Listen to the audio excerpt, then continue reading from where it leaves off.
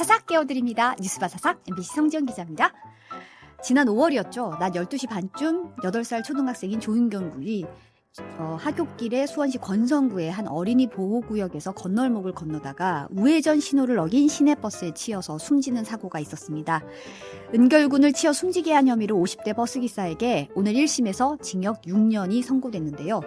재판부는 피고인이 해당 노선을 3년이나 운행하면서 사고가 난 곳이 평소 초등학생의 통행이 잦다는 사실을 알고 있었다. 신호를 준수하고 건널목에서 일시 정지했더라면 사고를 막을 수 있었을 것이라고 질타했습니다.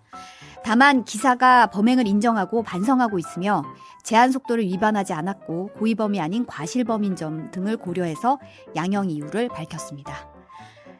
은결군의 고인의 명복을 빕니다. 우회전 신호 꼭 지켜야겠다는 생각도 또 다시 한번 드네요. 네. 심은정님이 아프로티테님이 뉴스바사삭 점심시간의 행복 뉴스바사삭 해주셨어요. 심은정님이 뉴스타파 라이브 보다가 넘어오셨다고요. 네. 김영민님이 김준희님 목소리는 좀 나아지셨는가요? 하고 걱정하시네요. 네. 이선영님 네 안녕하세요. 9월 14일 목요일 뉴스바사삭 바로 시작할게요.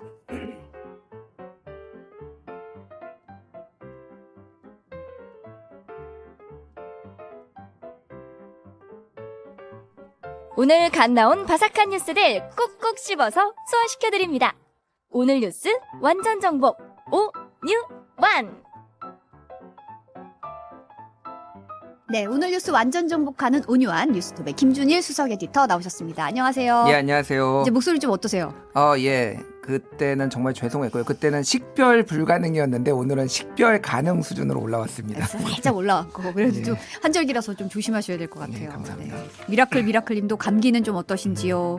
아프로티테님도 팩트체크 최고. 이선영님도 화이팅 하셨어요. 김준일님의 화이팅 하셨고 한성님이 아닌데 누구셔 하셨어요. 오늘 머리 헤어스타일이 좀 멋있어서 예. 느낌이 다른가 봐요. 여기 어느 방송사의 그 분장실의 스타일이라고 말씀드리겠습니다. 거기 가면 꼭 이렇게 해줘요. 네. 심표 머리로? 예. 네, 그러네요. 저희가 웃고 떠들고 있지만 사실 오늘 아침 들리는 속보는 좀 심각한 상황이었는데 검찰이 오늘 오전에 뉴스타파와 JTBC를 전격 압수수색했죠. 예. 뉴스타파가 1시간여 전까지는 집행 거부하면서 대치하다가 이제 압수수색이 시작됐더라고요. 예. 서울중앙지검의 대선 개입 여론조사 사건 특별수사팀이 오늘 오전에 서울 중구 뉴스타파 그리고 마포구 JTBC 본사 사무실 여기 MBC하고 매우 가깝죠. 네. 예. 그래서 검사와 수사관을 보내서 정보통신망법상 명예훼손 등 혐의로 압수수색 절차를 진행을 했습니다. 그래서 JTBC에 대해서는 압수수색 영장 집행에 이제 바로 들어갔는데 뉴스타파 같은 경우에는 변호인 입회 문제로 좀 검찰하고 대치가 있었고요. 그리고 네. 방금 말씀하셨듯이 이제 그 실제 상황을 라이브로 좀 유튜브로 생중계를 하기도 했습니다. 그리고 또 이제 여기 기자가 한 명 포함됐는데 이미 좀 실명이 많이 나와서 원래 이제 JTBC에 있다가 뉴스타파로 옮겼고 대장동 문제를 좀 집중적으로 보도했던 봉지욱 기자 네. 또 이제 주거지가 압수수색 대상이 됐습니다. 그래서 이제 검찰의 시각은 뭐 이미 많이 나왔겠지만 짧게 요약을 하면은 김만배 씨와 신학림 전 언론노조 위원장이 2021년 9월 15일에 녹취를 했고 그거를 뭐 인터뷰인지 아닌지는 좀 따져봐야 되겠습니다. 이거를 대선 사흘 전인 2022년 3월 6일에 뉴스타파가 보도한 것 이것이 네. 이제 대가성이 있었다. 그리고 윤석열 후보를 낙선시킬 의도가 있었다라고 이제 보고 있는 것 같아요. 그래서 그런 취지로 이제 허위 언론 보도를 해서 윤 대통령의 명예를 훼손했다. 뭐 이런 얘기도 있습니다. 그래서 이 명예훼손 문제 같은 경우에는 이거는 윤석열 대통령 본인이 고소권이거든요. 그러니까 네. 남이 대신 고발해줄 수 있는 건은 아니에요. 그래서 지금 정확하게 확인은 안 됐는데 그러면 윤석열 대통령이 직접 이거를 이제 고소를 한 것인가? 요거가 좀 확인이 좀 필요한 상황인 것 같습니다. 네. 아까도 말씀하셨다시피 검찰이 이제 특별수사팀 꾸려서 수사를 하고 있는 상황이고 이제 국민의힘이 인용 보도한 기자들을 고발을 했는데 어제는 이제 시사 프로그램 진행자 3명도 추가 고발한 상황이잖아요. 예. 그리고 오늘은 검찰이 압수수색에 들어갔고 그렇죠. 어떻게 보면 전방위로 착 좁혀오고 있다는 생각이 좀 들기도 하는데요. 예, 시사 프로그램 진행자는 뭐 이미 이름들이 나왔는데 그 주진우, KBS의 주진우 라이브의 주진우 그리고 KBS의 최경영 그 최강 시사 그리고 신장식 그 진행자 같은 경우에는 여기 MBC에 있을 때가 아니라 이제 TBS의 신장식의 신장개혁 그때 고발이 된 걸로 지금 알고 있거든요. 지금 아닌가요? 신장식 변호사는 제가 아니고요. 헷갈렸습니다. 김어준 김어준이네. 예, 김어준이고 김어준 씨. 신장식 씨 같은 경우에는 지금 검토를 한다. 뭐 네, 이렇게 이런 제가 좀 얘기가 헷갈렸습니다. 좀, 죄송합니다. 예. 나오고 그렇게 있고요. 지금 김어준 씨까지 이제 고발이 된 상황이고요. 그리고 지금 뉴스타파 같은 경우에는 아까 전에 말씀드렸지만은 기자들이 독립언론 사수, 언론 자유 수호 등의 팻말을 들고 검찰 관계자들을 막아섰고, 그리고 뉴스타파 김용진 대표는 부당한 언론 탄압이다라고 항의하는 입장문도 이제 발표를 했습니다. 변호사가 온 다음에는 취재 기자 등이 이제 자리 등등을 압수수색을 이제 진행이 되는 상황입니다. 네. 유튜브 긴급 라이브 통해서도 이제 뭐 압수수색 현장 계속 보고하기도 했고, 언론노조가 이제 오후 3시에 기자회견 예고한 상황이어서요. 앞으로의 진행 상황도 저희가 전달해 드리겠습니다. 지금 또 외교적인 상황도 국제 정세도 심상치가 않은데 분노 정상이 4년 5개월 만에 만났죠. 전 좀 눈에 띄는 게 푸틴 대통령이 사실 지각대장이라고 별명이 있잖아요. 그러니까요. 매번 정상회담마다 뭐 1시간, 뭐 2시간 늦게 오는데 전에 트럼프 대통령인가는 더 늦게 오고 해가지고 약간 기싸움도 벌이고 좀 그랬던 에피소드가 있었는데 이번에는 먼저 도착했더라고요. 뉴스 영상 잠깐 보고 얘기 나누겠습니다. 30여 분 앞서 회담장에 와 직접 김 위원장을 맞이했습니다. 와분석에서도 우리를 초청하기 다시 감사드립니다. 인사를 나눈 북러 정상은 정상회담에 앞서 소유스2 로켓 발사 시설을 함께 둘러봤습니다. 양국 대표단이 배석한 정상회담은 현지 시간 낮 2시 반쯤 우주기지 안에 있는 발사체 설치 시험동에서 시작됐습니다. 국기 앞에 앉은 두 정상은 모두 발언에서 양국 간 협력을 약속했습니다. 우주와 군사 분야를 포함해 한반도 정세 등 다양한 이야기를 나눌 예정이라고 밝혔습니다. Конечно, нужно поговорить и по вопросам экономического взаимодействия, по вопросам гуманитарного характера, ситуации в регионе. 특히 김 위원장은 러시아가 미국을 비롯한 서방에 맞서 성스러운 싸움을 벌이고 있다고 평가하며 함께 싸우겠다고 강조했습니다. 시정일관 러시아 정부 그 당시께서 취하시는 모든 조치에 전적인 무조건적인 지지를 표명해왔고 앞으로도 언제나 반제 자주 전선에서 언제나 러시아와 함께 있을 것임을. 이게 좀 묘했던 게 공식 기자회견은 따로 없었잖아요. 뭐 발표문이 있거나 이런 건 아니었는데도 중간중간에 이제 모두 발언이라든지 뭐 자유롭게 얘기하는 그 발언들이 흘러나와서 어떤 얘기가 주고받았을까가 좀 가늠이 되긴 하더라고요. 보면은 뭐 잘해보자, 서로 돕자, 뭐 이런 취지의 발언들이 좀 오갔던 것 같아요. 일단 여기 장소가 뭐 처음에는 블라디보스톡에서 할 것이다 이렇게 얘기가 됐었지만, 왜냐면 동방 경제 포럼이 그쪽에서 열리니까. 그런데 보스토치니 우주기지 여기거든요. 여기가 보통 러시아가 보통 이제 위성을 발사할 때 카자흐스탄에 있는 발사기지를 많이 과거에 이용을 했는데 계속 이제 다른 나라잖아요, 이제는. 그렇죠. 그러니까 우리도 이제 우리나라 거 이용하자 해가지고 2012년에 만든 거예요, 여기가. 그래서 2016년에 처음으로 여기에서 이제 쏘기 시작했거든요. 여기에서 했다라는 거는 뭐 미사일 발사 아니면은 위성 발사 기술 관심 많지? 우리도 여기 북한한테 줄 수도 있어. 약간 이런 시그널을 줬다. 뭐 이렇게 좀 장소 자체가 상징적인 거죠. 그래서 그거 이제 푸틴 대통령이 소개도 하고 이런 장면이 연출이 됐고요. 김정은 위원장 발언을 몇 개를 소개시켜드리면은 앞으로도 언제나 반제 자주 전선에서 내가 러시아와 함께 있겠다. 이제 반제는 반제국주의죠. 언제적 제국주의가 지금 다시 소환되는지 모르겠는데 신냉전의 상징이죠. 사실 그렇죠. 제국주의라는 이런 단어가. 그러니까 요거는 무기를 지원하는 것을 시사했다. 이렇게 좀 해석이 많이 되고 있습니다. 그리고 이제 러시아가 지금 패권주의 세력에 맞서서 자기 주권적인 권리와 안전 이익과 이걸 수호하기 위해서 정의의 위협을 펼치고 있다. 뭐 벌이고 있다. 이런 얘기는 이거는 우크라이나 전쟁에 대해서 성격 규정을 한 것으로 보여요. 그래서 우크라이나 전쟁에 대해서도 지지한다. 이렇게 좀 해석을 할 수가 있을 것 같습니다. 푸틴 대통령이 그 유엔 제재 틀 안에서도 북한과 군사기술 협력이 가능하다고도 했다는데 이거는 어떤 의미가 그러니까 자국 이제 타스 통신이 이제 러시아 통신이죠. 보도를 했는데, 그러니까 김 위원장하고 회담을 한 뒤에 이제 인터뷰를 했어요. 자국의 TV 채널 러시아원이죠. 그래서 김 위원장과의 회담에서 군사기술 협력 문제가 논의됐냐 질문을 받자 이제 이런 얘기를 했다라는 거예요. 그러니까 지금 안보리 제재가 있는데 이거에 대해서 이제 북한에 대한 안보리 제재가 있는데 안보리 상임이사국이니까 만약에 무기 지원을 하거나 기술 지원을 할 경우에는 본인이 만든 거를 본인이 깬다라는 이제 비판을 지금 받고 있고, 미국에서도 그런 식으로 지금 러시아를 지금 비판하고 있잖아요. 그거에 대해서 이제 조금 우회하는 방식을 지금 생각을 해낸 것 같아요. 그러니까 일정한 이렇게 얘기를 했습니다. 일정한 제한이 있다. 러시아는 이 모든 제한을 준수한다라고 전제를 했고요. 하지만 우리가 협의할 수 있는 것들은 있으며 이에 대해 논의하고 생각하고 있다. 이 분야에서도 전망이 있다. 이렇게 아주 모호하게 얘기를 했어요. 네.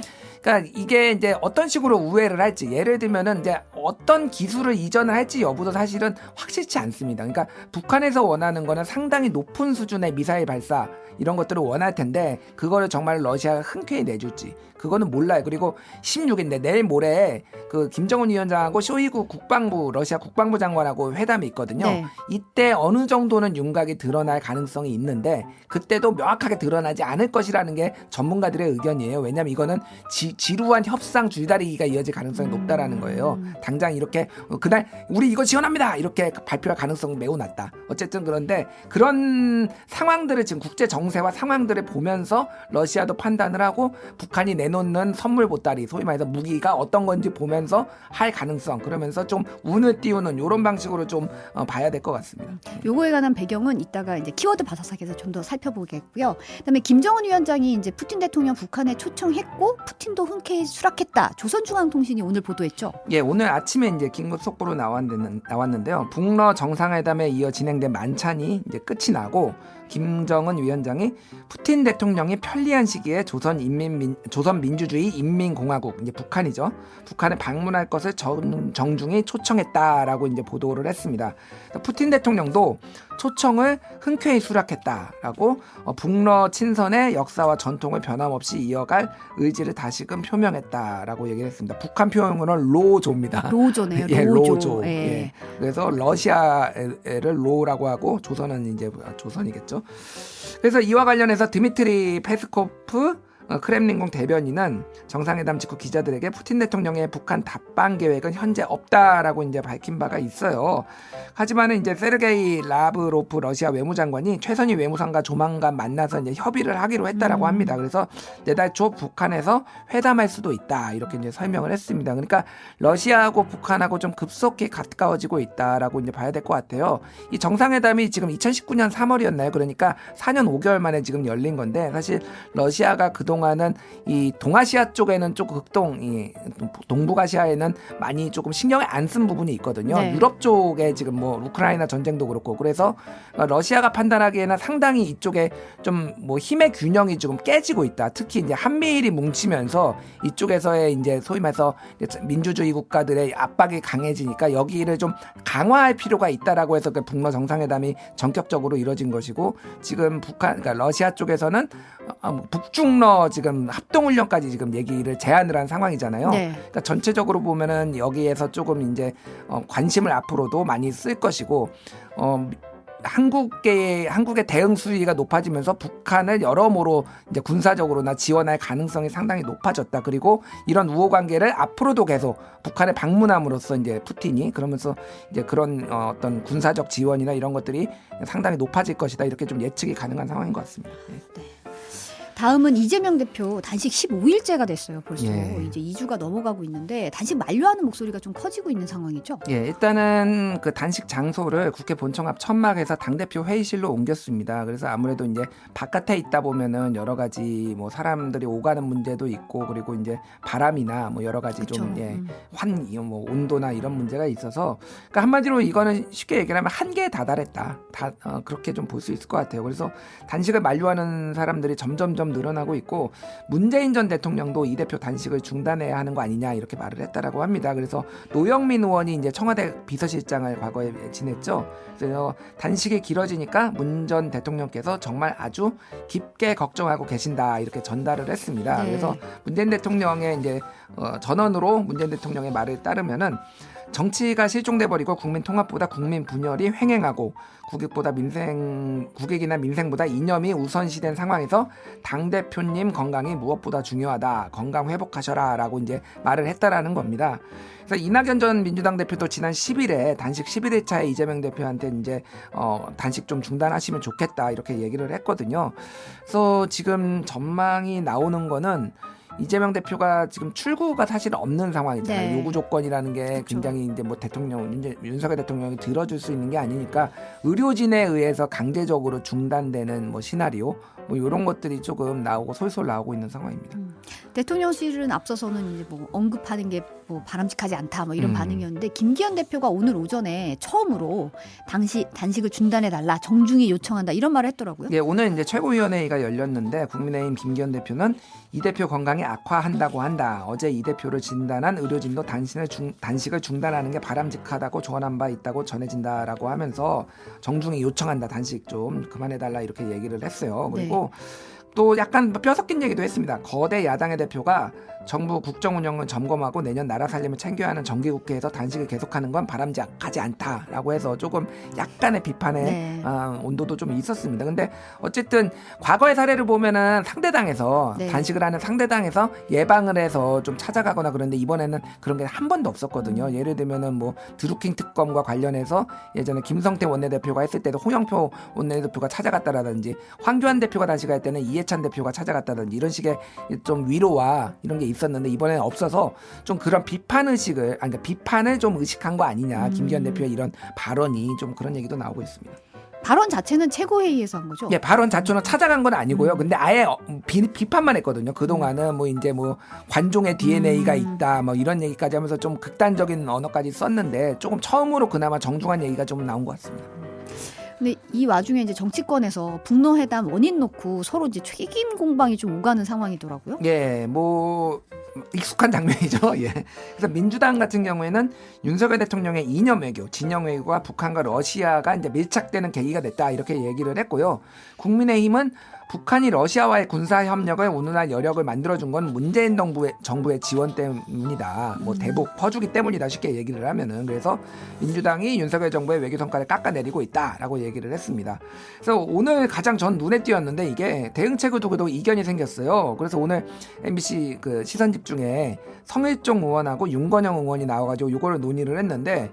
성일종 의원 같은 경우에는 우리 정부가 우크라이나에 무기를 지원하는 방안도 검토해야 된다라고 얘기를 했는데 윤건영 의원이 약간 비속어까지 얘기를 했습니다. 깜짝 놀라가지고 뭐 전달하지 못하겠는데 그래서 이거는 전쟁 참전 선언이나 같은 것이다. 만약에 한국이 우크라이나에 무기 주고 만약에 북한이 러시아에 무기 주고 그러면은 이거는 지금 남의 나라 전장에서 지금 양국가가 지금 다 무기 주는 꼴 아니냐. 이제 이게 대리전이나 마찬가지다. 뭐 참전이다 이런 식의 얘기가 있어서 상당히 이게 앞으로도 뜨거워질 것 같아요. 만약에 북한이 실제 러시아에 무기를 지원하기 시작하면은 우리나라에서도 강경 보수파에서는 우리도 무기 줘야 된다. 3조 원 뭐 재건 복구가 중요한 게 아니다. 막 이런 얘기들이 막 나올 것 같아서 좀 쟁점화가 될 가능성이 높은 것 같습니다. 그러네요. 근데 이 와중에 이제 신원식 국방부 장관 후보자가 이제 한 발언이 지금 논란이 되고 있는데 2019년 문재인 정부 시절에 구구단체 집회에 참석해서 문 전 대통령을 향해서 아주 거친 발언을 했더라고요. 영상 잠깐 보고 얘기 나누겠습니다. 우리가 그래도 신사인데 적어도 한 일주일 정도는 아무리 악랄해도 문재인한테 말미를 줘야죠. 그래서 좋은 말 할 때 하면 여러분 내려와 하시면 됩니다. 안 내려면 우짜입니까?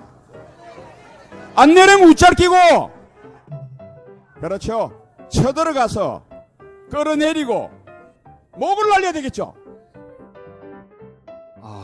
참 대단한데 일단 이렇게 얘기를 했어요. 문재인 모가지를 따는 것은 시간 문제라고 이제 발언을 했습니다. 그래서 신원식 이제 의원이자 국방부 장관 내정자 그리고 문재인 대통령을 겨냥해서 간첩이라고 또 지칭을 했어요.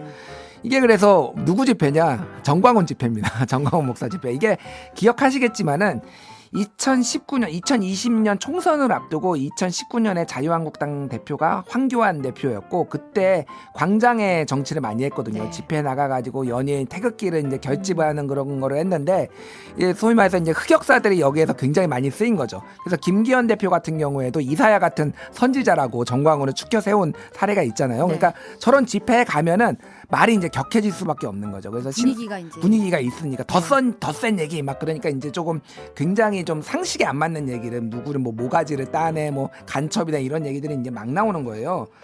그래서 또 이제 신원식 내정자는 2019년 9월 20일에 부산에서 열린 태극기 집회에서 오늘은 축제라고 얘기를 하면서 문재인이 멸망을 기다리고 있는 벌써 6일 전에 유엔군이 인천 상륙작전에 성공하기 때문에 문재인 모가지를 따는 것은 시간 문제 이렇게 얘기를 했고요. 또 하나는 태극기 집회, 촛불은 거짓이고 태극기는 진실이다 이런 식으로 얘기를 했어요. 그래서 2016년 촛불은 대한민국의 자유민주주의를 파괴하고 대한민국의 계속성을 파괴하는 반기다.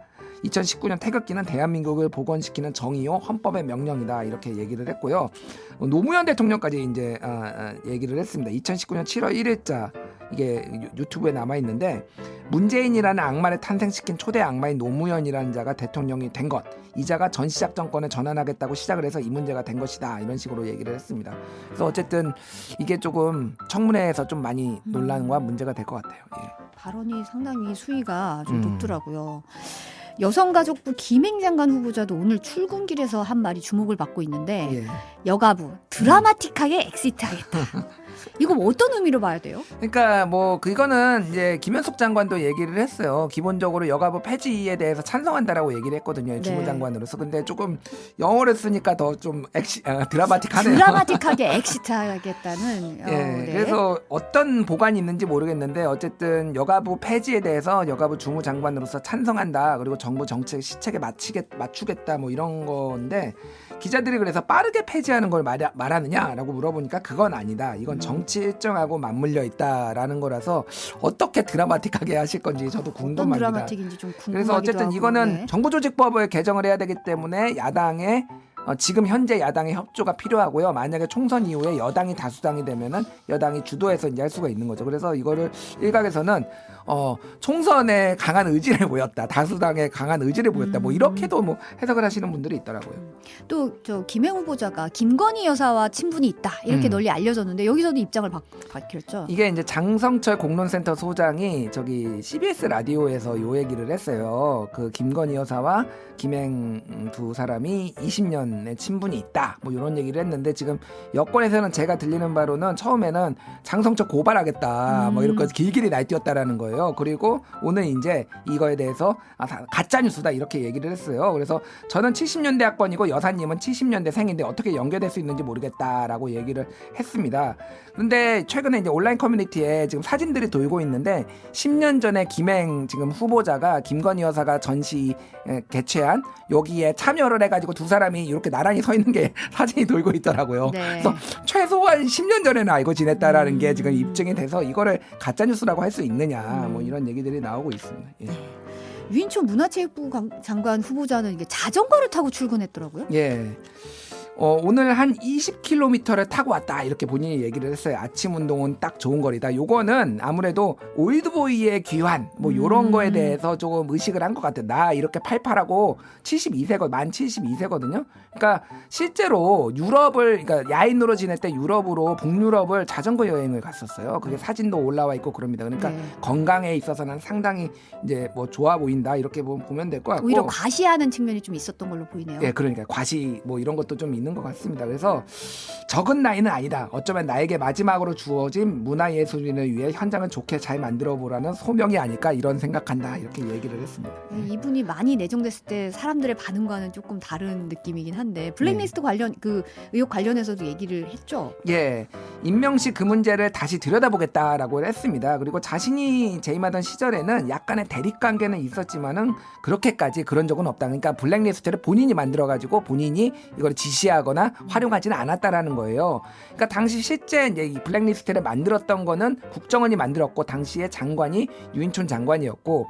그리고 직접적으로 이거를 만들게 지시했다라는 증거는 없습니다. 다만 그때 이제 한지우 문예청 총장이라든지 뭐 각종 이제 산하기관에 소위 말해서 좌파 낙인을 찍어서 쫓아낸 거는 사실이거든요. 그건 유인촌 장관이 직접 주도를 한 거니까 그런 연관성 때문에 이것도 만든 거 아니냐 뭐 이런 얘기들이 있었고 그래서 그때 이제 봉준호 뭐 박찬욱 네, 이런 그렇죠. 사람들이 좌파 감독으로 찍혀가지고 뭐 이런 고생도 하기도 했는데 네. 그래서 그런 일이 다시는 없도록 잘 정리해보겠다 이렇게 얘기를 했는데 한번 지켜봐야 될 것 같습니다. 네, 오늘 여기까지 듣겠습니다. 온유한 뉴스톱의 김준일 에디터였습니다. 감사합니다. 감사합니다.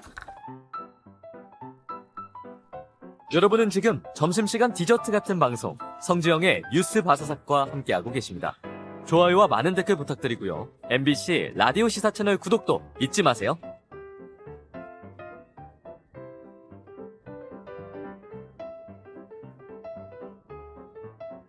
오늘은 키워드로 알아보는 한 주의 이슈 키워드 바사삭 코너입니다. 키워드 장인 MBC 염규현 기자 나오셨습니다. 어서 오세요. 안녕하세요. 네. 네. 아까 온유안에서 잠깐 네. 스포를 했는데 네, 네. 네. 그래도 오늘의 한 주의 이슈 뭔지 어떤 이슈 가지고 오셨나요? 네, 오늘은 바로 어제 있었던 이벤트였습니다. 이벤트죠. 국제 네. 이벤트, 북한과 러시아 사이 정상 사이에 북러 정상회담 소식 관련된 것 가지고 왔습니다. 뭐 오늘 아침에 온 데서 이제 그럼요. 일면으로 네, 다뤘는데 톱뉴스였죠. 이 주제도 참 쟁점이 많아요. 근데 표면적으로는 단순해요. 우크라이나 전쟁에서 수세에 몰린 러시아가 북한에서 무기를 구하려고 한다. 단순합니다. 깔끔한데요? 북한은 러시아가 가진 첨단 군사 기술을 탐낸다. 그래서 둘이 원하는 걸 주고받는다. 그래서 만났다. 근데 이게 단순히 무기 거래를 넘어서 이게 가지고 있는 의미와 배경을 좀 짚어보려면 그동안 십수년 이상 쌓인 역사적 맥락도 함께 알면 뉴스를 좀 더 입체적으로 이해할 수가 있거든요. 그래서 오늘 키워드 바사삭에서 이 문제 역사적 배경까지 함께 짚어보겠습니다. 네, 좋습니다. 그럼 오늘 주제 하나씩 살펴볼까요? 첫 번째 키워드는요? 네, 첫 번째 키워드가 바로 안보리입니다. 안보리. 네. 이게 안전보장 이사회의 줄임말이죠. 네, 많은 언론들이 안보리 해서 너무 많이 들어보셨을 텐데요. 저는 리평리 무슨 장한리 이런 아, 것처럼 그런 거 무슨 아닙니다. 리 이런 예. 걸로 착각하실까봐. 양천리 이런 거 아니고 이게 유엔의 기관입니다. 네. 말씀하신 대로 안전보장이사회 즉 안전을 보장하는 기관인데요. 영어로는 Security Council 즉 국제사회에서 안전을 위협하는 일이 발생했을 때 여기서 모든 사안을 논의하고 결정하게 됩니다. 그만큼 힘이 있다는 거잖아요. 안보리가. 그러니까 유엔 체제 자체가 2차 대전 이후에 다시는 독일 나치라든지 일본 군국주의 같은 것들이 부활할 수 없도록 국제사회가 제대로 관리하자 이런 차원에서 만든 국제기구가 유엔이거든요. 네. 그렇다 보니까 이 안전관리 누가 해야 되겠어요? 아무래도 힘센 나라들이 해야 되지 않겠습니까? 그래서 2차 대전에 승전국들이 유엔 체제를 주도하게 됩니다. 그러면 이제 강대국들이 좌우지할 수밖에 없겠네요. 그렇죠. 바로 이렇게 안보리, 그러니까 유엔 내에서도 안보리 내에서도 좌지우지하는 강대국들을 상임이사국이라고 부르는데요. 상임 이사국. 네, 상임입니다. 여기서 속하는 나라들이 미, 영, 프, 러, 중입니다. 미국, 영국, 프랑스, 유럽, 러시아, 중국. 2차 대전 연합군 세력들이죠. 그렇죠. 이 나라들이 이제 함께 힘을 합쳐서 독일, 일본을 싸워서 이겼던 거니까요. 이제 이긴 나라들끼리 자, 우리 이긴 사람들끼리 한번 관리해 봅시다. 이렇게 얘기가 됐던 거죠. 그러면 권한이 막강하겠네요. 당연히 싸우면서 이긴 사람들이 뭉친 그렇죠. 거니까 이런 승전국들이 그 이후로 수십 년간 국제 질서를 좌우하고 이제 모색하게 되는데 이런 상임이사국들은 아무래도 전쟁 승전국이니까 특혜를 하나 만듭니다. 거부권이라는 걸 갖습니다. 거부권. Right to veto. 비토, 거부할 수 있는 권리인데요. 즉 어떤 현안을 결정할 때 야, 난 이거 싫어라고 하면 통과가 안 됩니다. 그러니까 어느 한 나라라도 반대하면 통과가 안 되는 게 바로 거부권입니다. 그럼 바꿔서 말하면 만장일치를 해야 의사결정이 가능하다는 그 얘기잖아요. 5나라만큼은 만장일치가 돼야 넘어가는 거예요. 한 나라라도 안 하면 안 되는 겁니다. 그래서 안보리에서 뭔가 결정을 하려면 상임이사국들의 동의가 반드시 필요한 거죠. 그래서 유엔의 의사결정 구조가 이거 비민주적이다 이런 비판도 실제로 있어요. 네. 근데 국제사회가 사실 힘에 의해 움직이다 보니까 현실주의적인 측면에서 받아들일 수밖에 없는 상황인 거죠. 어쨌든 유엔 안보리 이제 세계의 치안, 세계의 경찰 노릇을 하려고 하죠.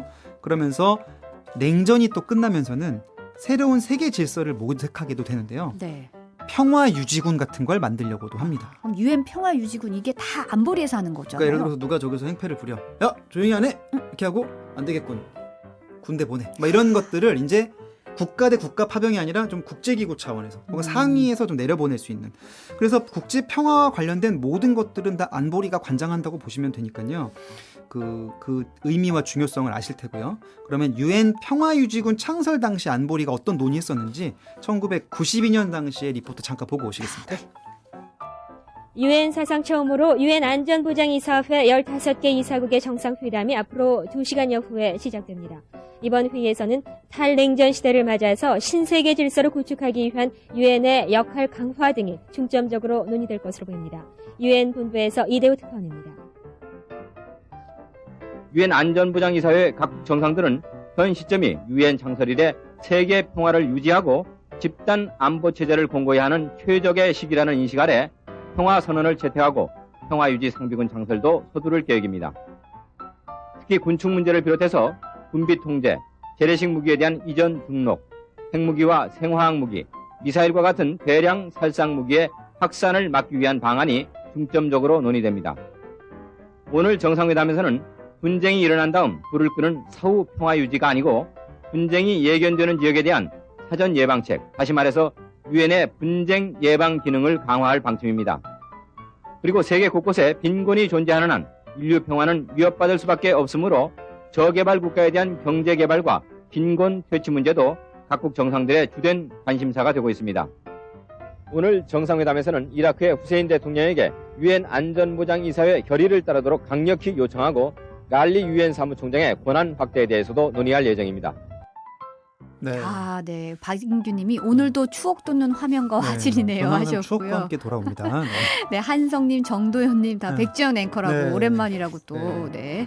김영민님도 백지연입니다. 네. 다들 오랜만에 보셔서 가수 아니고요. 네, 오랜만에 보셔가지고 네. 그러네요. 네, 안보리가 국제 안보 분야에서 중요한 역할을 할 수밖에 없는 상황이네요. 저 시점이 이제 92년이니까 사실 소련은 무너지던 시점이고요. 그쵸. 중국도 경제난으로 막 성장하던 시기고 상임이사국 중에 미국이 그때 걸프전에서 막 이라크 패면서 네. 힘을 과시하던 시기. 그러니까 사실은 미국이 주도하던 시기라고 볼 수 있겠고요. 그러면서 이제 2차 대전 이후에 새로 형성된 막 질서가 미국 주도로 좀 더 단일 패권 아래에 좀 헤쳐 모여가 되면서 강해졌고, 그러면서 이제 핵무기 확산, 미사일 개발도 이제 막으려고 하고, 그러니까 뭐 그런 것들이 이제 강대국들의 견제라고 볼 여지도 있겠지만은 어쨌든 그런 위험한 무기 확산을 막는 역할도 해왔습니다. 그런데 바로 그 1990년대 미국이 눈에 불을 켜면서 이제 힘을 딱 과시하고 있던 그 시기에 북한이 핵 개발에 나서게 됩니다.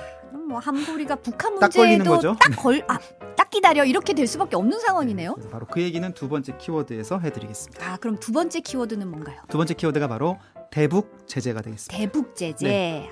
아, 대북 제재 이제 북한의 핵 개발에 대해서 안보리가 제재를 하게 된 거죠. 그래서 이제 당시에 클린턴 정부가 북한 폭격하려고 하죠. 영변 핵시설. 맞아요. 그래서 막 한반도 전쟁 위기까지 막 불거지던 시기였어요. 맞아요. 지금이야 웃으면서 얘기할지 모르겠지만 당시에 정말 심각했고요. 그래서 전쟁 위기로 간 적도 있었는데 그때마다 막 어떻게든 그냥 넘어가면서 북한이 물밑에서 핵 개발을 꾸준히 해왔고요. 그러면서 90년대를 보내고 2006년에 처음으로 북한이 핵 실험을 하게 됩니다. 이거 굉장히 파문이 일으켰잖아요. 그때 난리가 났었죠. 당시 미국이 볼 때도 북한은 통제 불가능한 나라다. 또 반미 국가다. 이런 인식이 있는 상황에서 북한이 핵무기를 딱 실험하다 보니까 미국을 중심으로 한 서방 국가들은 위기의식을 갖게 되죠. 그러면서 이거야말로 국제 평화와 안전을 해치는 거 아니냐. 그러면서 강력한 제재를 천명하게 됩니다. 그러니까 이것도 안보리에서 의제로 다뤄졌겠네요. 당연히 다뤄졌고요. 그러면서 북한에 대한 경제 제재, 다양한 금수 조치 이런 것들을 거론하면서 일각에서는 이제 이거 군사적으로도 좀 쳐야 되는 거 아니냐. 군사 제재, 군사적 개입까지도 거론이 되는데 당시 이제 중국 등의 반대로 아까 말했잖아요. 거부권 반대하니까 이제 군사 제재까지 이어지지는 않았고요. 결국 그래도 중국이 그냥 놔두냐 했을 때 또 여론을 무시할 수는 없잖아요. 그래서 북한에 대한 안보리의 대북 결의안이 통과되게 됩니다.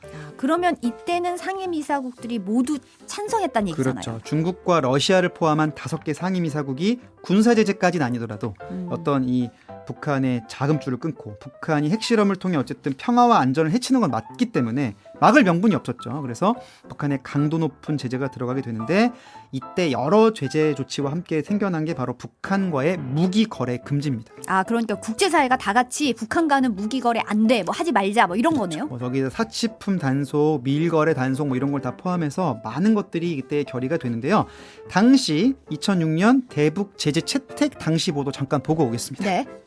광범위한 경제 봉쇄 조치를 담은 유엔 안보리의 대북 결의안이 만장일치로 채택됐습니다. 그 핵심적인 내용을 먼저 김세용 특파원이 보도합니다. 안보리가 만장일치로 채택한 대북 결의안은 유엔 헌장 7장 41조에 따른 경제적, 외교적 제재를 규정하고 있습니다. 먼저 북한과는 대량 살상 무기나 탄도미사일, 중화기와 관련된 모든 거래를 하지 못하도록 했습니다. 이와 관련된 북한의 해외 금융자산과 경제적 자원들을 동결하고 연루자의 출입국을 제한했습니다. 북한에 대한 사치품 수출도 금지시켰습니다. 밀거래를 막기 위한 화물 검색은 표현이 다소 완화됐지만 역시 결정사항으로 포함됐습니다. 이들 조치들은 모두 유엔 헌장에 따라 법적 구속력을 갖습니다. 안보리는 또 결의 이행 상황을 감독하는 별도의 위원회를 구성하도록 했습니다. 유엔 원장 7장을 적용한 최초의 대북 결의안을 채택한 오늘 안보리 회의장엔 긴장감이 흘렀습니다. It is gangster-like for the Security Council to have adopted today a coercive resolution. 특히 박기련 북한 대사가 전면 거부를 선언한 뒤 바로 퇴장하자 존 볼튼 미국 대사가 흥분해 언성을 높이는 등 북미 간의 날카로운 신경전이 벌어졌습니다. But I want to call your attention to that empty chair.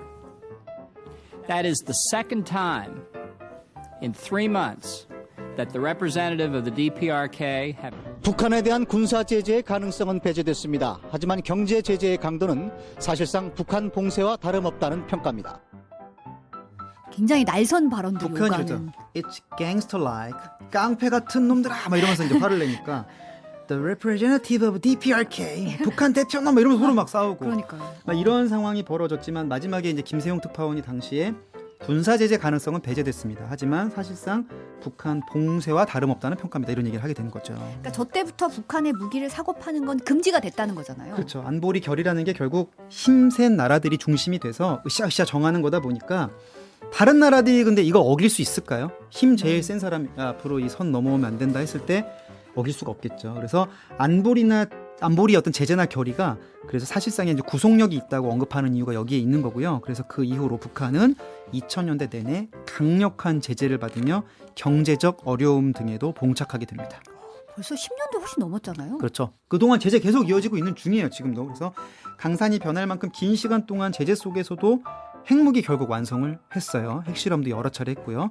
그리고 핵무기만 있으면 미국에 직접 위협이 안 되잖아요. 이거를 실어나를 장거리 미사일도 있어야 되기 때문에 그래서 대륙과 대륙을 넘나드는 미사일 개발도 북한이 이후에 착수하게 되는 겁니다. 네, 이게 ICBM이죠. 영어로 인터컨티넨탈. 호텔 이름이 아니고 컨티넨탈이 대륙이에요. 컨티넨트가 대륙과 대륙 사이를 왔다 갔다 하는 볼리스틱. 이 핵탄두를 실을 수 있는 미사일, 그래서 ICBM이라고 부르는데 네. 북한이 ICBM을 발사한다면서 계속 말했던 게 있습니다. 우리는 우주 로켓을 실험하고 있다. 아, 우리는 우주로 간다. 예, 우리 군사 기술도 고도화한다 이랬는데 왜냐하면 이 우주 로켓과 대륙을 오가는 탄도미사일 ICBM의 추진체의 기반 기술이 동일합니다. 이 때문에 우리도 누리호 발사됐을 때 우리는 우리 위성이 갔구나 이랬지만은 BBC에서는 이제 한국이 ICBM 기술을 확보했다고 보도했거든요. 네. 그러니까 어쨌든 북한은 자신들은 평화적 목적의 우주 기술 개발이라면서 계속 발사 실험을 했지만 국제사회는 저거 핵무기 실어나르려고 한다. 핵무기 강화다. 핵 미사일 개발로 간주했고요. 북한이 그럴 때마다 북한에 대한 안보리 차원의 제재는 계속 늘어났습니다. 그러니까 도발은 계속되고 제재도 계속되고 이런 그렇죠. 상황이네요. 여기까지가 북한과 안보리 사이에 얽힌 이야기를 들으셨다고 보면 되겠는데요. 네. 여기서 그럼 잠시 하던 얘기를 멈추고 이번에는 러시아 얘기로 한번 가보겠습니다. 러시아로 살짝 그거는 틀면. 바로 다음 키워드에서 해보겠습니다. 아, 러시아로 살짝 틀어서 세 번째 키워드 네. 가볼까요? 네, 세 번째 키워드는 소모전입니다. 소모전. 이거 딱 봐도 우크라이나 전쟁 소식 같아요. 맞습니다. 러시아 얘기하려면 지금 우크라이나 얘기를 빼놓을 수가 없는데 잘 아시다시피 러시아는 작년부터 우크라이나랑 전쟁을 해왔죠. 당시에 많은 세계인들이 충격을 받았습니다. 근데 사실 그 전에도 저희가 네. 뭐 다른 자석에서 다른 컨텐츠로 얘기를 한 적이 있지만 전쟁 안 날 거다 그런 얘기 많이 왜냐면 했었어요. 이거 제 얘기가 아니었고요. 전문가들이 하나같이 교수님들이 나와가지고 네. 러시아가 잃는 게 너무 많아서 전쟁까지는 안 갈 거예요. 다 이랬어요. 근데 실제로 침공을 했고요. 그리고 전쟁이 난 다음에도 전문가들이 뭐라고 했냐면 이거 한두 달이면 끝납니다. 왜? 러시아가 군사력이 강하니까 러시아가 빨리 이기고 끝낼 겁니다. 이랬는데 지금 어떻게 됐습니까? 아직도 하고 있죠. 아직도 안 끝났어요. 1년 넘게 버티면서 전쟁이 길어지고 있는데 전쟁이 장기화한 원인을 크게 세 가지로 좀 분류해 볼 수 있을 것 같아요. 네. 일단 첫 번째는 우크라이나의 저항이 워낙 거셌습니다. 젤렌스키 대통령이 수도를 지키면서 막 사수하고 막 국방색 티셔츠 입고 막 SNS로 막 독려하고 그랬죠. 그러면서 국민들이 전쟁에 또 동참하면서 러시아의 공세를 막아냈던 측면이 하나 있었고요. 두 번째는 러시아의 군대 전열이 생각보다는 약했다. 이런 평가도 나왔었습니다. 네. 러시아가 물론 핵무기를 가진 군사 강국임에는 뭐 부인할 수 없지만 이 재래식 전력의 경우에는 2차 대전 때 쓰던 무기를 그대로 가져온다든가 장비도 노후한 게 많았고 무엇보다 군대를 좀 급조하면서 훈련 상태가 좀 부실한 그런 군대들이 허무하게 병력을 잃는 경우도 속출했었습니다. 그러다 보니까 이제 러시아가 수세에 몰리기도 하고 그랬잖아요. 예, 그러면서 러시아가 대반격을 당하고 이럴 때 바로 세 번째 이유, 서방 국가들, 미국, 유럽 국가들이 우크라이나에 엄청난 무기 지원을 시작을 네. 하게 돼요. 그러면서 각종 무기, 탄약 계속 지원이 들어오고요. 일부 국가들은 전차와 전투기까지 물량 지원이 막 이어지다 보니까 러시아 입장에서는 이거 작다고 좀 방심했는데 쳐도 무너지지 않는 그런 상황이 되고 지리한 장기전으로 들어간 거죠. 그러다 보니까 계속 길어진 거네요, 전쟁이. 그러니까 이제는 이게 세 번째 키워드 소모전 양상으로 흐르게 된 거고요. 길어지니까 일단 총알 다 떨어질 거고요. 러시아는 내부에서 반란까지 일어나면서 힘든 상황을 보냈고 탄약이나 미사일도 떨어지니까 러시아는 핵무기 쓴다는 말까지 나왔죠. 네. 무기가 재래식 무기 다 썼으니까. 그래서 이런 우려까지 나왔는데 군사력 소모가 심한 상태에서 그렇다고 러시아가 핵을 쉽게 쓰기는 또 자기도 당하는 게 있으니까 쉽진 않고. 네. 그러다가 이제 지난 7월에는 전쟁 500일 반환점을 돌았는데요. 사실 그때 나온 보도를 보면 우크라이나도 러시아도 지쳐 있어요. 이거 언제 끝나냐. 이게 대치 상태가 오래되니까. 그래서 좀 출구가 없는 소모전이 이어진다라는 얘기 나왔었거든요. 그래서 당시의 모습 잠깐 보고 가겠습니다. 네. 7월 모습입니다. 건물 전체가 뼈대만 앙상하게 남았고 옥상엔 콘크리트, 철근 잔해들만 가득합니다. 구급대원들은 부서진 건물 곳곳에서 가까스로 살아남은 주민들을 구조합니다. 러시아가 우크라이나 서부 도시 르비오를 향해 순항미사일 10기를 발사해 최소 6명이 숨지고 36명이 다친 겁니다.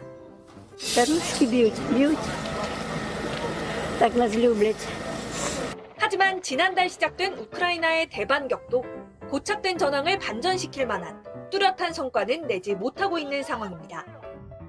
우크라이나군은 치열한 전투 끝에 동남부 지역 일부를 탈환했다는 소식만을 간간히 전하고 있습니다. 볼로디미르 젤렌스키 우크라이나 대통령도 최근 BBC와의 인터뷰에서 지뢰 등으로 인해 진격 속도가 느리다며 어려움을 토로하기도 했습니다. 특히 자포리자 지역에서는 러시아와 우크라이나가 상대방이 원전을 공격할 가능성이 높다고 주장하고 있어 긴장감은 더욱 커지고 있습니다. Обстановка достаточно напряженная, потому что действительно велика угроза диверсии со стороны киевского режима. 평화 협상도 쉽지 않아 보입니다.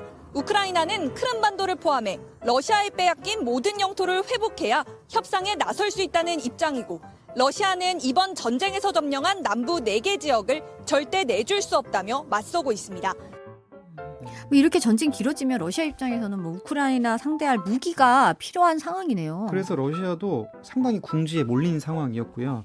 그리고 러시아가 이제 상대하는 우크라이나 뒤에는 미국, 영국, 프랑스 등이 포함되어 있거든요. 그렇죠. 아까 얘기했던 안보리 상임 이사국들입니다. 그러네요. 사실 국제 평화와 안전을 잘 지키려면 그 줄반장들 5명이 서로 힘을 합쳐야 반이 돌아갈 거 아니겠어요? 근데 이렇게 안보리에서 리더십을 갖는 나라들이 서로 힘을 합쳐야 치안이 좋아지는데 오히려 그 리더십 있는 나라들끼리 서로 뒤로 무기 대주고 오히려 대치하고 있다면 이게 합이 맞을 수 있을까요? 안보리 자체가 파행될 가능성이 높겠네요. 그렇죠. 그러니까 안보리에서도 뭔가 해결하기도 어렵고 또 러시아는 본인이 당사자가 된 전쟁이니까 러시아 입장에서는 전쟁도 길어지지 또 푸틴은 내년에 대선입니다.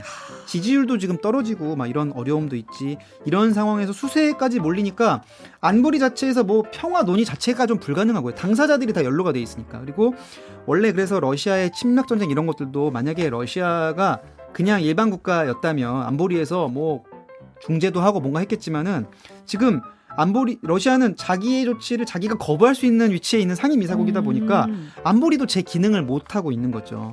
그럼 이런 상황에서 북한은 어떤지 다시 한번 북한 상황으로 다시 가보겠습니다. 북한을 집중을 해보면 네. 네 번째 키워드 가볼까요? 그렇죠. 네 번째 키워드가 바로 발사 실패가 되겠습니다. 발사 실패, 이게 북한 얘기죠. 네, 이런 상황에서 북한은 또 북한대로 그 사이 마음이 급해진 상황이었습니다.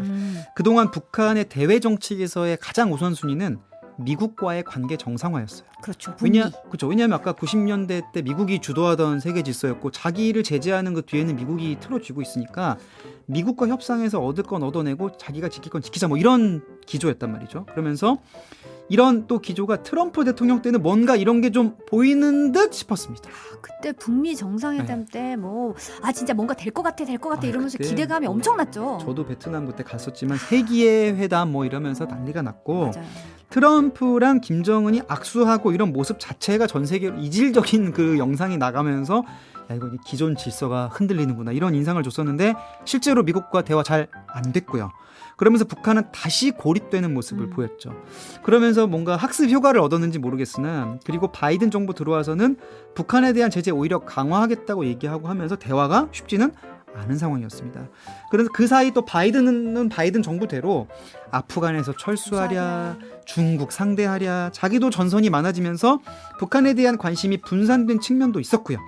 이런 상황에서 북한이 미국의 관심을 끌고 협상력을 높이기 위해 선택했던 건 뭐였을까요? 뭐 어째나 저째나 핵무기. 그렇죠. 핵무기를 더 고도화하는 방향으로 이제 돌아선 거죠. 그래 그럼 내가 한번 네 코앞에다가 한번 갖다 놔볼게. 그래서 핵탄두를 더 소형화하고 그러면서 이 소형화한다는 건 어떤 의미냐면 국지적으로 쓸 수가 있다 보니까 평택 미군 기지 날릴 수 있다라는 식의 어떤 위협. 그래서 이제는 그리고 또 재래식 무기만 비교해보면 이제 한국 전력이 많이 올라왔단 말이죠. 네. 예전하고 다르게. 그러니까 북한 입장에서는 오히려 그런 것들이 뭐 최신의 전투기나 이런 게 객관적 전력에서 밀리다 보니까 북한은 핵무기를 소형화해서 자기를 지키려고 했던 거고 그래서 이제는 미국뿐 아니라 한국에도 핵무력을 쓸 수 있다 이런 엄포를 놨던 거고요. 네. 그럼 우리는 불안하잖아요. 그러니까 그럼 미국과 핵무기를 공유해야 되겠다. 그래서 윤석열 대통령 핵공유 요청하고 그리고 한미일이 힘을 합쳐서 북한을 막자 뭐 이러면서 북한을 또 더 몰아세우던 약간 그런 상황이 이어졌던 거죠. 한미일 전선에 이제 북한은 중국과 러시아로 더 우리 좀 그렇죠. 친하게 지내자, 더 밀착하고 이런 그렇죠. 움직임이 있었던 그래서 거잖아요. 한미일 대 북중로 구도로 자연스럽게 이제 3대3 구도로 형성되던 상황에서 북한이 우리 누리호 성공 이후에 자신들도 인공위성, 군사 정찰 위성을 쏘겠다면서 미리 주변국에 알리고 발사를 시도합니다. 근데 이게 실패했잖아요. 그게 5월 달이었어요. 근데 이게 네 번째 키워드 발사에 실패했던 거예요. 근데 김정은 위원장 입장에서는 자 지금 쏩니다. 잘 봐라잉 막 이랬는데 그냥 실패했거든요. 그러니까 심지어 그 잔해물을 우리 군이 건져서 막 분석까지 하고 하니까 약간 어떻게 해서 기분이 좀 발끈하죠. 그래서 우리 다시 쏠 거다 이러면서 굉장히 급하게 2차 발사 또 바로 합니다. 그런데 2차 발사도 어떻게 됐죠? 실패했죠. 실패했습니다. 2차 발사 실패하고요. 어찌 보면 좀 서두르다가 약간 망신스러운 상황이 된 거죠. 물론 이제 우주 개발이라는 게 수도 없는 실패의 역사고 그럼요. 우리도 나로 2번 실패하고 3번째 간신히 성공했어요. 사실 이런 실패가 쌓이면서 축적이 되는 건데 북한 같은 어떻게 보면은 그 김정은 위원장을 중심으로 한 약간 전체주의적 성격이 강한 체제에서 네. 뭔가 이 영이 안 서는 약간 좀 그런 모습 보이다 보니까 쉽지 않은 상황이었고 그래서 2차 발사 때 북한이 또 바로 실패를 인정하면서 3차 발사하겠다고 또 얘기하거든요. 그래서 지난 8월이었습니다. 당시 2차 발사 실패 당시 모습 잠깐 보고 가겠습니다. 네. 북한이 평안북도 동창리 일대에서 남쪽 방향으로 북한이 주장하는 우주 발사체를 발사했다고 발표했습니다. 북한은 오전 6시 10분쯤 제2차 군사 정찰위성 발사가 사고로 실패했다고 공식 발표했습니다. 북한은 정찰위성 만리경 1호를 로켓 천리마일령에 탑재해 두 번째 발사를 단행했다고 밝혔습니다. 조선중앙통신에 따르면 발사 장소는 평안북도 철산군 서해 위성발사장입니다. 북한은 로켓 천리마일령의 1단계와 2단계는 모두 정상 비행했다고 밝히면서 3단계 비행 중 비상폭발 체계에 오류가 발생해 실패로 돌아갔다고 자체 분석 결과를 내놨습니다. 북한 우주개발국은 사고 원인을 빠른 기간 내에 해결해 오는 10월 세 번째 정찰위성 발사를 단행하겠다고 또다시 예고했습니다. 우리 군은 이번 발사는 탄도미사일 기술을 활용한 어떠한 발사도 금지하고 있는 유엔 안보리 결의를 명백히 위반한 것이라고 비판했습니다. 합참은 확고한 연합 방위 체제로 현재 진행 중인 을지 연습을 강도 높게 시행해 나가겠다고 밝혔습니다. 북한의 두 번째 정찰위성 발사는 지난 5월 1차 실패 이후 3개월 만에 재시도입니다. 지난번 발사 실패 직후 김정은 국무위원장이 정찰위성 실패는 가장 엄중한 결함이라고 질책했던 만큼 북한으로선 이번 발사는 성공시켜야 했다는 압박이 높은 상황이었는데요. 북한 계획대로 날아갔다면 서해 해상 두 곳과 필리핀 동쪽 태평양 해상 한 곳에 각각 우주 발사체의 1, 2, 3단 추진체가 낙하했을 것으로 보입니다. 앞서 우리 군이 지난 5월 추락한 북한의 위성체를 인양해 분석해봤을 때 군사적 효용이 전혀 없다는 결론이 나왔습니다. 지금 보니까 5월에 1차, 그렇죠. 8월에 2차, 지금 10월에 3차 다음 달이에요. 발사하겠다고 지금 예고한 네. 상황이잖아요. 아, 저는 지금 연구진 입장이라면 굉장히 압박이 심할 것 같다는 생각이 좀 실무진은 드는데요. 속이 타들어가죠. 그러니까요. 그러니까 사실은 3차 발사 성공 부담이 가장 큰 상황에서 북한이 가장 필요한 건 어떻게 보면 러시아의 우주 기술일 수가 있는 거죠. 그런 상황에서 어제 북러 정상회담이 열린 겁니다. 이제 본론입니다. 그것도 우주기지에서. 예, 본론이 마지막 키워드가 되겠습니다. 그러네요. 네. 마지막 키워드 살펴볼까요? 바로 마지막 키워드는 빅딜이게 되겠습니다. 빅딜. 북한과 러시아 사이에서 딜이 있었던 거죠. 네, 앞서 보신 대로 러시아는 지리한 소모전 끝에 소모성 무기가 필요했고 우리와의 지상전에 대비해왔던 북한은 이런 무기 재고가 많습니다. 반면 북한은 수세에 몰린 우주 개발을 10월에 역전시켜야 될 묘수가 필요하고 사실 우리나라도 원래는 북한이 대포동 미사일을 발사하면서 자극을 받아서 나로 개발에 들어갔던 겁니다. 그러면서 우리 힘으로 좀 힘드니까 그때 러시아 기술을 빌려다가 지금 나로를 발사했던 건데 지금 공교롭게도 북한도 지금 비슷한 상황이 돼서 러시아로부터 우주 기술을 전수받고자 하는 상황이 된 거죠. 손을 내미는 상황인 네. 거네요. 근데 이제 어제 러시아는 우주 기술을 지원할 것 같은 뉘앙스를 풍겼어요. 사실. 예, 직접 이야기를 했고 어제 우주 기지를 회담 장소로 선택할 때부터 이미 예견된 일이었는데 푸틴 대통령이 여기서 이제 우주기지에 김정은 위원장이 오니까 이제 악수를 합니다. 하면서 이곳이 우주기지다 이렇게 소개를 했고요. 그리고 기지 둘러볼 때 기자들이 물어봤어요. 푸틴한테. 그래서 북한의 인공위성 개발 도와줄 겁니까? 했더니 푸틴이 그래서 우리가 여기 왔다라면서 사실상 인정을 했고 그래서 북한과의 협력을 공식화했다는 평가가 나왔습니다. 근데 이제 문제는 아까도 계속 얘기가 나왔지만 우주로만 가면 괜찮은데 그쵸. 이게 우주 기술이 군사적으로 활용이 가능하니까 문제인 거잖아요. 그러니까 이렇게 가면 우주로 가는데 요렇게 이렇게 하면 가면, 미국으로 그렇죠. 가는 거예요. 예를 들어서. 그래서 위성을 싣고 우주 공간으로 올리는 행위는 핵탄두 교체가 가능하고요. 그래서 사실상 러시아의 이런 기술 이전은 핵미사일 기술 이전과 다름없다라는 분석이 그래서 있는 거고요. 그러면서 어제 김정은 위원장은 러시아가 성스러운 전쟁을 하고 있다 추켜 세웠습니다. 그러면서 무기 지원 사실을 직접 공개하진 않았지만 사실상 푸틴의 전쟁에 힘을 보탠 거 아니냐는 분석 그래서 나온 거고요. 네. 근데 바꿔 생각해 보면 이제 아까 전에 우리 그 특파원들이 보도한 옛날 영상 보셨지만 북한의 무기는 사지 말자고 안보리에서 이미 다 결의가 됐던 거잖아요. 이미 네. 십수년 전부터. 근데 이게 지금 어떻게 됐습니까? 어찌 보면 그동안 북한이 받던 제재가 무력화됐다고 볼 수 있겠네요. 그렇죠. 그동안 미국 주도의 어떤 국제 질서는 이제 북한의 핵실험 이후에 안보리 차원의 다자 제재를 계속 부과하면서 북한의 돈줄을 막고 무기 거래도 막고 고립시키고 하면서 관리 유지를 해온 거예요. 현안 관리를. 그런데 그리고 그런 제재에 러시아도 동참해 왔던 거죠. 동참해 왔으니까 그동안 어쨌든 제재가 쌓여 있었던 건데 안보리의 상임이사국인 책임 있는 자리에 있는 러시아가 북한과 이렇게 밀착하게 되면 지난 15년 넘게 유지해온 대북 제재의 근간이 흔들린다 이런 상황이 나온 겁니다. 이제 북한이 도발할 수 있도록 러시아가 이제 약간 디페 역할을 한다고 볼 수 있는 셈이네요. 내가 제재는 막아줄 테니까 마음대로 해봐. 뭐 극단적으로 뭐 이런 비유하는 분도 계셨지만 사실 그 동안에도 최근에는 이제 미국과 중국, 미국과 러시아 사이가 안 좋다 보니까 북한의 추가 제재를 반대해 오긴 했어요. 추가 제재는 어차피 네. 좀 힘들었어요. 그런데 이번 조치가 문제인 건 새로운 제재는 고사하고 이미 그동안 쌓아놨던 것까지도 풀어줄 수도 있는 셈이 되다 보니까 뿌리를 흔드는 거니까. 이러다 원점으로 돌아가는 거 아니냐. 그래서 파장이 큰 상황이고요.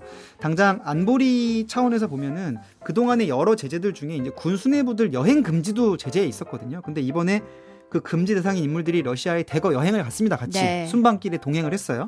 그래서 일단 하나 깨진 거죠. 제재가. 러시아가 직접 깬 거죠. 그걸 깨고 만약에 이 말 나온 대로 무기 거래까지 되면 정말 중요한 게 또 깨지는 거고요. 이렇게 순차적으로 깨지면 기존의 어떤 평화를 유지하기로 협의했던 그 대전제 자체가 흔들린다. 이런 평가가 그래서 나오는 겁니다. 이런 상황이라서 미국이 별도 제재 검토한다 뭐 이런 뉴스가 나오고 있는 거네요. 근데 미국이 사실 그동안 제재 안 한 게 아니거든요. 러시아도 제재하고 있어요. 근데 그래도 이거를 막지 못했고 미국 입장에서는 이거 어떻게든 막아보려고 사전에 정보도 흘렸잖아요. 야, 니들 만나는 거 다 알고 있으니까 허튼 생각하지 마 라는 식의 경고 메시지 보냈는데 결국 막지는 못했습니다. 그래서 일단 미국은 별도 제재를 논의하기 위해서 한국, 일본 등과 수출 통제하겠다고 얘기하는데 이미 제재하는 것들도 있거든요. 그렇다 보니까 이게 실효성에 대해서는 전문가들도 좀 한계가 있을 수 있다. 이런 분석 나오고 있습니다. 이런 역사적 맥락을 살펴봤고요. 네. 그럼 이슈 정리 키워드 하나씩 짚어보며 마무리해볼까요? 네, 안보리라는 키워드 없이는 어제의 상황 해결이 어렵다. 네. 안보리는 평화 유지를 위해 만든 2차 대전 이후의 전후 질서다. 5개의 강대국이 좌지우지해왔는데 그중에 핵심은 미국이었다.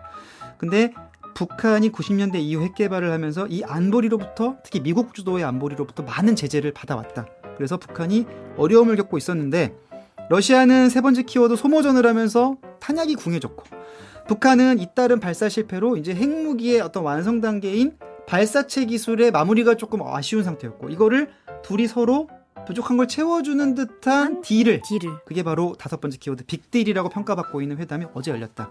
근데 이거는 안보리를 중심으로 했던 기존의 평화 유지 체제의 균열이라고 볼 수도 있다라는 것까지 정리를 해봤습니다.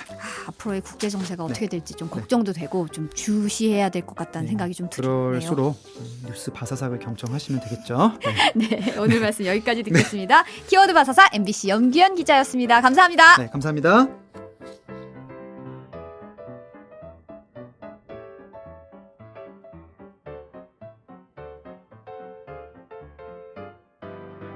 9월 14일 목요일 뉴스 바사삭, 오늘도 함께해 주셔서 감사합니다. 저는 내일 찾아뵐게요. You gotta listen up. I hear every word you say. Just like a prisoner, I'll give in to all your ways.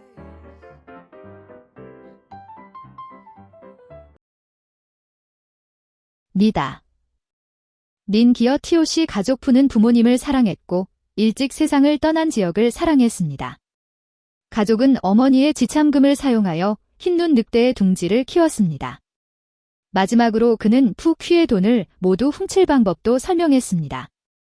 그런 흰눈의 늑대 무리가 내가 내 품에 안겨 보호하고 키워준 그 옛날 늑대와 얼마나 닮아 있는지. 그렇다면 남편이 부모님을 죽이고 나를 참수했기 때문입니다.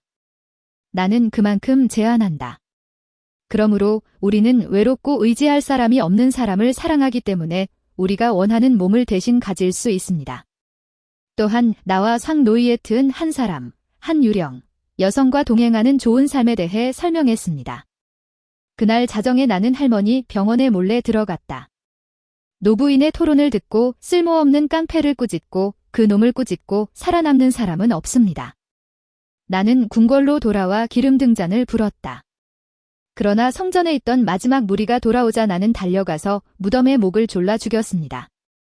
그녀가 갑자기 눈을 뜨고 머리가 없는 내 몸을 보고 몸을 떨었을 때 가볍게 비틀자 무덤의 목이 부러지고 목이 부러진 닭냄새가 나더니 축 늘어져 의자에서 미끄러져 떨어졌다. 검은 승려는 방금 불을 붙였고 그의 입가에는 피만 남았으며 노부인의 눈에서는 아직 사라지지 않은 공포가 죽고 상노이에트의 대포가 다시 나타났습니다.